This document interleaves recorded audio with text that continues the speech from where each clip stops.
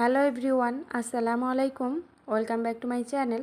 আজকের পর্বে তৈরি করে দেখাবো রোদে দেওয়ার ঝামেলা ছাড়া কাঁচা আম দিয়ে আমসত্ত্ব বা ম্যাঙ্গো বার। এই আমসত্ত্ব বা ম্যাঙ্গো বার বছর জুড়ে সংরক্ষণ করে খেতে পারবেন। সবচাইতে সহজ উপায় শুধুমাত্র আম আর চিনি দিয়ে এই ম্যাঙ্গো বার তৈরি করে আজকে আপনাদের সাথে শেয়ার করব। আশা করছি রেসিপিটি ভালো লাগবে। চলুন তাহলে দেখে নিই কীভাবে তৈরি করে নেব আমসত্ত্ব বা ম্যাঙ্গো বার। একদম দোকানের মতো হবে। চলুন তাহলে দেখে নিই।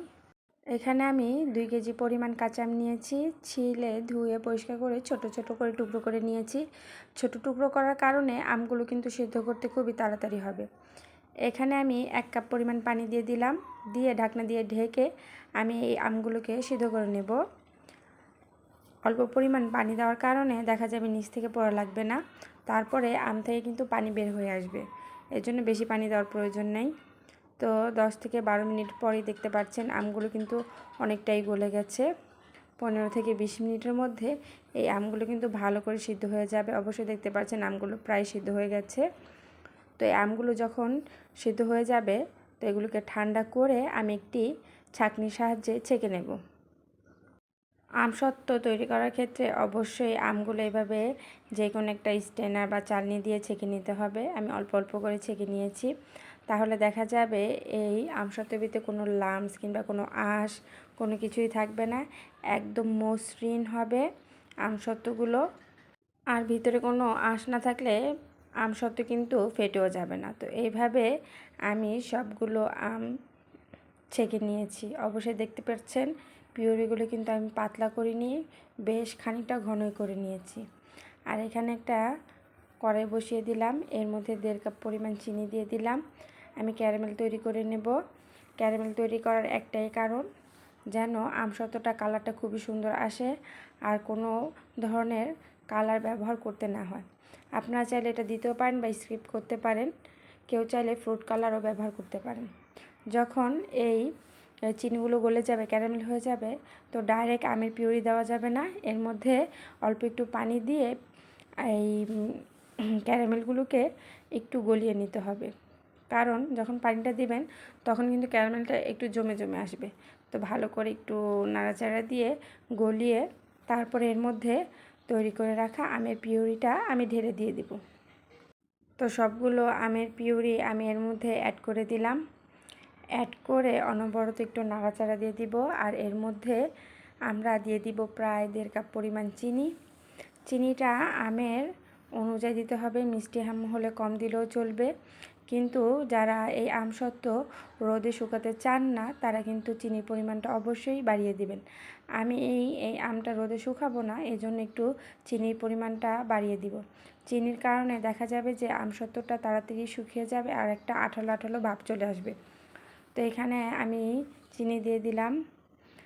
তারপরে আমি নাড়াচাড়া করে এই আমগুলোকে জাল করে নেব। আর এখানে 2টা দারচিনি অ্যাড করে দিলাম ফ্লেভারের জন্য।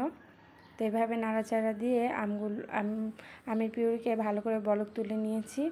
তারপরে আমি আরও 1/2 কাপ চিনি দিয়ে দিব। আপনারা এটা দিতে পারেন বা স্কিপ করতে পারেন। আমি চিনিটা একটু বেশি পছন্দ করি আর আমগুলোর মধ্যে মনে হয়েছিল যে চিনিটা আর একটু প্রয়োজন, এই জন্য আরও 1/2 কাপ চিনি আমি অ্যাড করে দিয়েছি। চিনিটা অ্যাড করার পরে কিন্তু এই আমগুলো আরেকটু পাতলা হয়ে যাবে। তো এইভাবে অনবরত নাড়াচাড়া দিয়ে ভালো করে আমের পিউরিগুলোকে জাল করে নিতে হবে। বেশ খানিকটা ঘন করে নিতে হবে, যেহেতু আমরা রোদে শুকাবো না, ঘরেই বাতাসে কিংবা ফ্যানের বাতাসে কিংবা চুলোর নিচে দিয়ে শুকিয়ে নেব। এজন্য এই আমের পিউরিটাকে একটু ভালো করে ঘন করে নিতে হবে। আর এখানে আমি দিয়ে দিলাম 2 চিমটি পরিমাণ লবণ। তো এইভাবে আমি 10 থেকে 15 মিনিট জাল করে নিয়েছি। তো অবশ্যই দেখতে পাচ্ছেন পিউরিটা কিন্তু অনেকটাই কমে গেছে আর পিউরিটা কিন্তু খুবই ঘন হয়ে গেছে, অবশ্যই দেখতে পাচ্ছেন। আর চিনি দেওয়ার কারণে কিন্তু আমসত্ত্বের কালারটা খুব চেঞ্জ হয়ে গেছে। ক্যারামেল ব্যবহার করার কারণে আমাদের কিন্তু কোনো ফুড কালার ব্যবহার করতে হয়নি। চামচের সাহায্যে দেখতে পাচ্ছেন অনেকটা আম কিন্তু লেগে গেছে। তো এই পর্যায়ে আমাদের আমসত্ত্বের জন্য পিউরিটা রেডি হয়ে গেছে। এখন একটা স্ট্রেনারে আমি সরিষার তেল দিয়ে দিলাম, তারপরে ব্রাশ করে নিলাম। এর মধ্যে আমি দিয়ে দিব আমের পিউরিগুলো। বেশ খানিকটা ঘন হওয়ার কারণে এই আমের পিউরিটা শুকাতে বেশি সময় লাগবে না, ফ্যানের বাতাসে কিংবা চুলোর নিচেই শুকিয়ে যাবে। তো একটা ট্রেতে দিয়েছি আর একটা গোল প্লেটে আমি সরিষার তেল দিয়ে এর মধ্যেও খানিকটা পিউরি আমি দিয়ে দিয়েছি।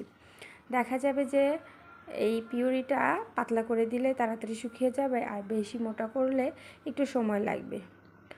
আর আমি এখানে যে মশলা দিয়েছি সেই মশলাগুলো উঠিয়ে নেব। তো এইভাবে 2 থেকে 3 দিন আমি ফ্যানের বাতাসে এবং রান্নার শেষে চুলোর কিনারে রেখে দিয়েছিলাম। এইভাবে এই আমসত্ত্বগুলোকে শুকিয়ে নিয়েছি। 3 দিন লেগেছে আমার এই আমসত্ত্বগুলো শুকাতে। আমি ফ্যানের বাতাসে এবং চুলোর নিচে দিয়ে শুকিয়ে নিয়েছি। তো অবশ্যই দেখতে পাচ্ছেন আমি উঠিয়ে নিচ্ছি। আমসত্ত্বগুলো কিন্তু খুবই মসৃণ এবং কালারটাও দারুণ এসেছে।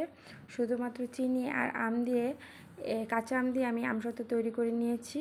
অসম্ভব মজার এই আমসত্ত্ব বা ম্যাঙ্গো বার বাচ্চারা খুবই পছন্দ করবে। খেতে হয়েছে দুর্দান্ত। এই আমসত্ত্বগুলো বছর জুড়ে সংরক্ষণ করে খেতে পারবেন। আশা করছি রেসিপিটি ভালো লেগেছে। ভালো লাগলে আমার চ্যানেলটি সাবস্ক্রাইব করে পাশে থাকা বেল আইকনটি প্রেস করে দিবেন।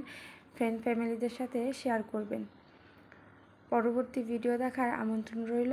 আল্লাহ হাফেজ।